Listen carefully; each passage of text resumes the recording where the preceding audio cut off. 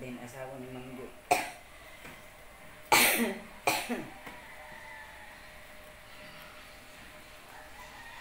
Di bihira ka umuwi dyan, tay. Ha? Bihira ka umuwi dyan sa inyo. Oo. Nung ano ko umuwi. Ano ba yun? Anong lag niya ito dyan? Dinala ko center.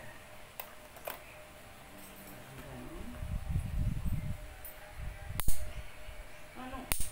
Abin. Nilaga ako dyan.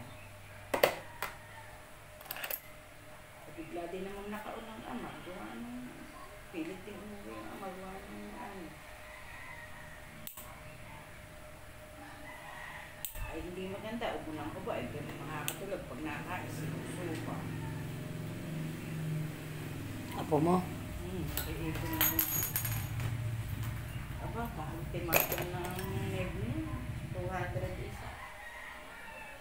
Tapos kailangan diretso yung maintenance ng Montelucas.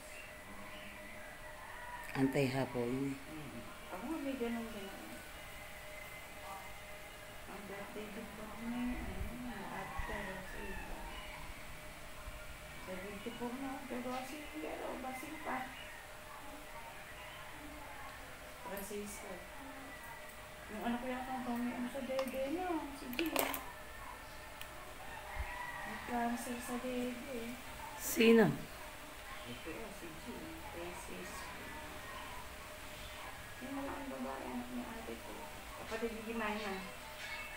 Bata ka na.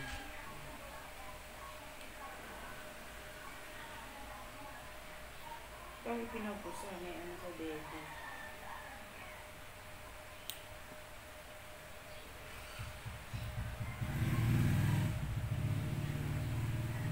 Doon na rin pumunta sa boarding sa Bella, ni Ma'am Gabela. Ate yata yung Ma'am Gabela. Kapatid ni Ma'am Gabela, si Ate Tess. Si Ate Tess.